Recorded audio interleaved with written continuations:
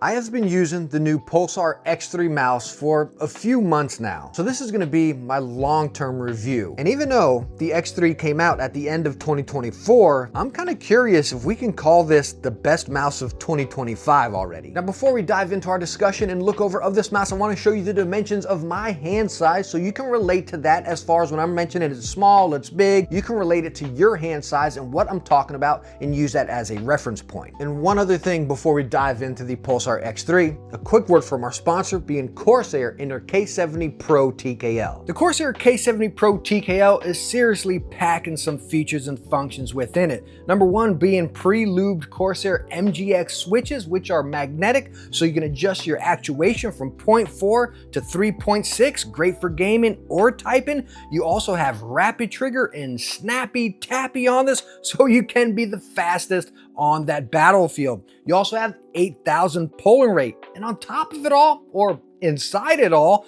you have multiple layers of dampening foam to really help out with that sound and feel of this keyboard. If you haven't taken a look at the new Corsair K70 Pro TKL yet, you need to. This board packs everything you need for gaming. Take a look at it with the links down in the description. Now we're gonna kick it off with the measurements, the raw measurements, not just the back of the box or manufacturer specs here. And I'm also gonna show you the regular and the mini, which I have not been using the mini because you all know straight out the gate that is too small for me, but my son, aka Techni Jr., has been using the mini quite a bit, and he'll chime in later to kind of talk about it. What are his thoughts using it? Pops, I'm done. But anyways, I want to kick off with these raw measurements here. So make sure our caliper is set to 0, and this is the size 2 over here, the medium one, I believe they call it.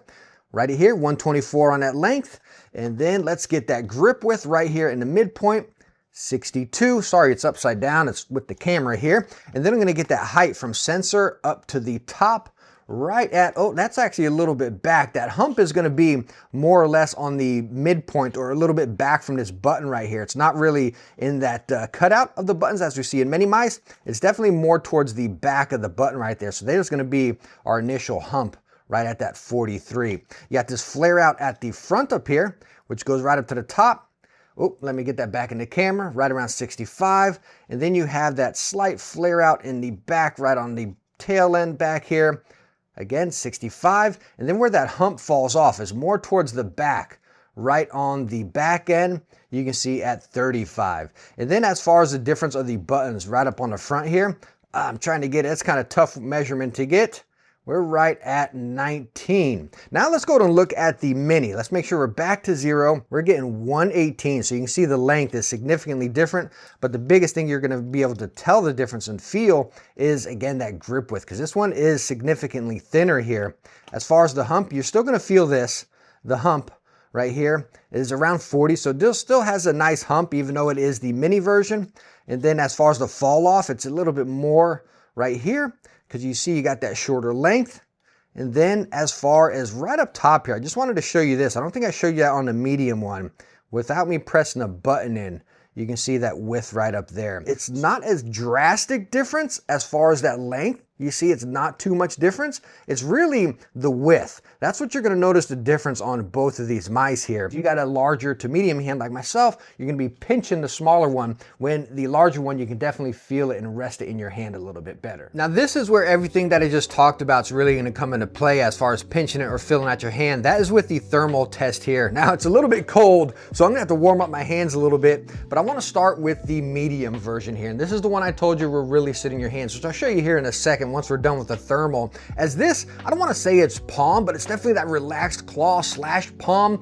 We all know the 703. I'm going to talk about that here in a second, but I want to show you the heat transfer over onto this. So let's get it transferred. I'll lift my hand off and you can see it right back here on the back and then right up around, pretty much like that traditional ergo, but you're seeing a whole lot right here in the middle rather than on the side. You know, I'm going to show you it compared up to the X-Lite as well here in a second. As you're seeing, it's bam right there and it pretty much stops and then you come around. That's because, again, I say ergo, but it's not really filling out your entire hand. It's pretty much on that center portion there. So let's get the medium one out of the way. And here is the mini. And I grip this one totally different. Again, I'm going to show you here once we're done with the thermal testing. But looking at this, it's like, oh my gosh, it's totally different for me. So I'm going to let it go. And this, my hand's not touching. Where you're seeing that little bit of heat back there, it's not touching. It's really just coming from the back of my palm.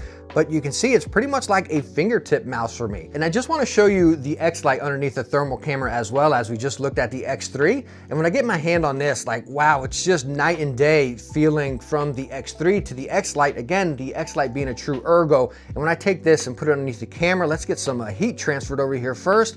I'm gonna go ahead and let it go, and you can see the complete difference. Remember on the X3, you were seeing that heat right on the back. Over here, you're seeing traditional ergo. Back here, around over to this side, and look at it flows up towards the fingers, and same with the front up there. That's the point of an ergo. You got all that transfer back here, and then up towards the front. Again, the ergo is flowing through with the mouse rather than just hitting in certain points. That's, again, the difference from an ergo to an ambi or even the X3. Now I want to show you this with the light on. Again, talking about the X-Lite to the X3 medium to the X3 mini, which yes, it is referred to as mini. Before I didn't know if it was just size 3 or mini. They do refer to it as a mini. But anyways, talking about the medium, which this is the one I used, you can see it's almost that palm, but the difference, again, what I was talking about and what you saw in this thermal test is really right over here, right? Because it still hit me in this side of the palm, but it's not filling out my hand. I'm still kind of getting that claw or fingertip type grip over here where the side is a little bit more flush, a little bit more flat. So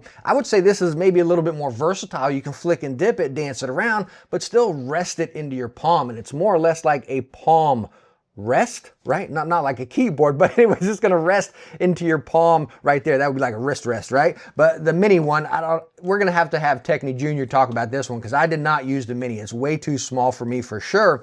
But again, my comparison talking about the X-Lite, when I get this in the hand, like just look right there, clear as day. It's into the other side of my palm and it right over here. It's fitting into my hand. It's locking in there. I'm getting that control.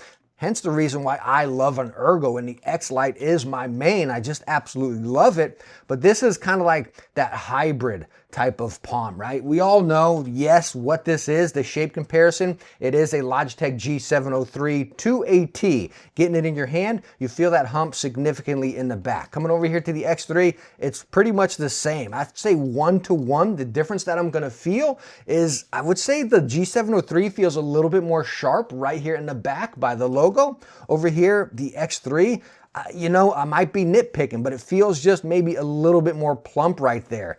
But that's mild. Like if you like the X or the G703, that is what the X3 is. Now let's go and take a look at the weight of the X3s here, which we're gonna stack it up to some other mice as well. But as far as size medium here, we're gonna get 40 or 52.2.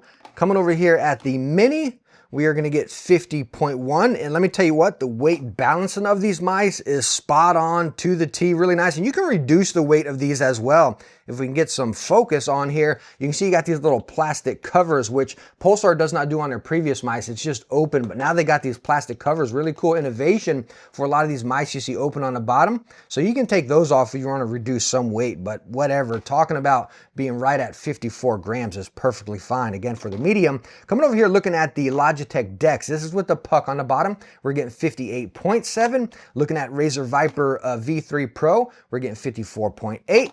And if you want to look at the X-Lite, this is the new friends and family one. So give or take with a little bit of the paint right there, we're getting 53.8. And then for the G703 with the puck right here, oh my gosh, this bad boy is coming in at 96 grams. So the weight of these new X3s are super nice, very lightweight and just very well balanced. So coming right off line of weight, talking about the X3s being nice and lightweight and very well balanced, I love checking the build quality of mice, especially when they're super lightweight. Like where did they compromise? Is it within the build?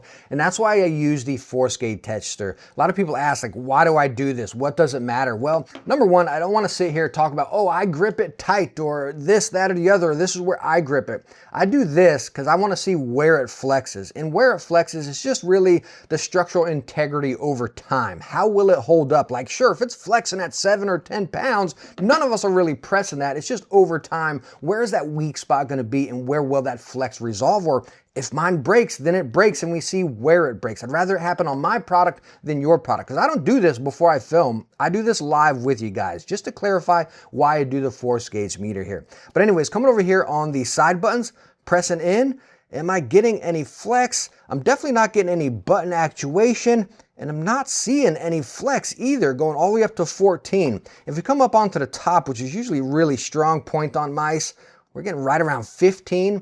and no flex. If I come over here onto this side, none at all either. Like really solid. Of course, on the bottom, if you press, you're gonna get some flex. Now going right in line with the build quality, we have to talk about the buttons and the feel of them. And as far as 1 and 2, there's just about no movement side to side. You definitely don't feel any whenever you're gaming, but whenever you press the buttons down, like there is that initial click, you do got a little bit of give right down there. Now, I didn't notice this in game. Like I noticed on the new Vaxi E1, I believe it was, I felt a lot of bounce on it. I don't feel any bounce right here. It pretty much clicks, and if you press, you're almost instantly down, but you do got a little bit of give. So if you, again, notice that bounce in there a little bit more than me, you are gonna notice it here because there is a little bit, like that button's clicked down and you're seeing that extra give right there. But me personally, I didn't notice it in game. One thing I really like is how recessed the scroll wheel is. So if you see it flow over, you can just roll your finger right over it. You don't have to lift it up. Like on the Death Adder, the V3 Pro, that one's a little bit higher, so it's almost like a speed bump. Bam, you hit it,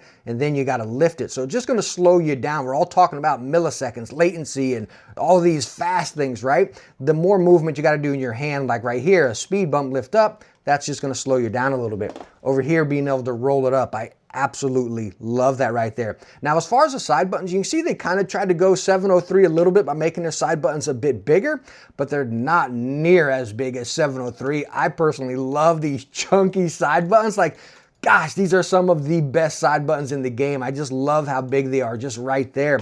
Now, these are plenty big. You can clear as day decipher them. The only thing I don't like is whenever I press it, it kind of goes into the shell a little bit. Like it's not mushy, like it clicks, bam, it's down. But whenever I press them, I tend to feel the shell, especially on a front one. Like if I press up here, I just feel my thumb hitting into that shell, which is just something I don't like. I use the X-Lite again as my main, and that's really nice because once they click and they press right there, that's really it. I'm not going into the shell or anything. Bam, I can slide right to whatever I want.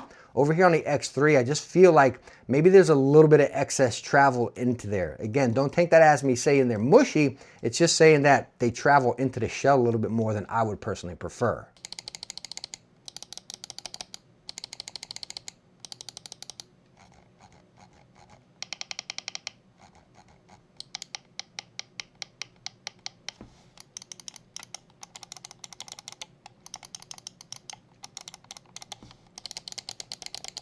Now on the performance end of the Pulsar X3, let me tell you what, this mouse was absolutely solid for me. No hiccups, delays, no stutters, no lag or anything. I'm using a wireless Apex Pro. I use multiple wireless headsets, and this mouse was absolutely flawless. I'm not gonna waste your time showing you the software. It's the same as all the previous Pulsar mice, where you can adjust this mouse up to 8,000 polling rate. If you buy that dongle separately, it only includes the 1,000 polling rate, and that was the majority of my test with this mouse, using it right at the 1,000, and then I would switch to my X-Lite, the V3, with the 8,000 polling rate. And I tell you what, I couldn't tell a difference. Now, I leave my products at 4,000 if I have the opportunity, but going 4,000 to 1,000, I could tell no difference. We don't need to get into the polling rate debate here, you know what I mean? Some people are like, oh yeah, I can tell it. I think it's marketing fluff, you know what I mean? But the 1,000 is perfectly fine. Save you some money. I don't think you need the 8,000, but if you want it, you can get it. Just want to let you know it's not included in there. But talking about me playing a whole lot of Call of Duty now with this mouse, I played decent, but I had to get used to the mouse. Again, me being a main ergoer where I got a whole lot of control, it took me a while to get used to this because, again, it's more or less that kind of claw, that relaxed claw where your hand can really rest on the top of it right there. So for me, again, being a main ergo, it did take a while to get used to this. Almost like going from a regular keyboard to a low profile keyboard. I kind of got that same vibe where I really had to get used to it. Where a regular ambi, it's like, okay, this is an ambi, I can get used to it. With this being, again, that hybrid in between an ergo and an ambi, it took me a little bit of extra time to really jive with it and understand, okay, this is how I got to hold it. This is what it's going to do, and that's where I'm feeling it. Hopefully that makes sense. Again, it's a different kind of mouse. If you use the 703, disregard any of this because you already know about it, you know, but if you haven't used it, I just want to make that clear that no, it's not an ergo, no, it's not an ambi, it's that hybrid right in between, and it will take you some time to get used to it. It definitely threw me for a little bit of a loop, but I played decent with it. I was able to get that control and I was able to flick and dip it, even though I prefer, you know, my traditional Ergo. For quite a while, I've been using the Pulsar X3 Mini. For comfort, this is very comfortable, but also with it, it goes more into your palm, unlike the Pulsar X Lite V3, which I've actually been mainly using before I got this mouse. This one has little plastic blockers where all the holes would be, so no gunk will get inside and anything. But if you're somebody who uses a glass mouse pad like me, you'll have to change the feet on these like a lot, because like it gets like really scratched up on a glass mouse pad. Performance wise, since it's very comfortable, it's easy to get accurate shot, and with it going into your palm more, it helps you have more control. At least for me it does. That's what I like about this mouse. I would say it's more comfortable than the Pulsar X Lite V3. In my opinion, I would prefer the Pulsar X3 Mini. And lastly, circling back to that question I asked at the beginning of this video, is the X3 going to be the mouse of the year? Personally, no. I don't think it's going to be the mouse of the year. As great as it is, from the MSRP of only $100 to the great shape, the great feel, the great performance, the great build, it does everything right. It's a fantastic product, but it's also that product I think it's going to sit in that class of just try. That'll be a fun mouse to use. Again, as I stated over and over in this video, it's not your traditional Ambi or your traditional Ergo, which I think a lot of us will stick to as our main. I don't see this being a main mouse, unless of course you love that G703. Hands down, this is going to be a mouse you're gonna love. And thank you all so much for coming by for this video. I hope my deep dive of the new Pulsar X3 was able to help you out and really solidify what is this mouse and is it for you. I hope it was able to help you out. And if it was, please hit that thumbs up. Don't forget to subscribe, and I hope to catch you in the next one. Bye now.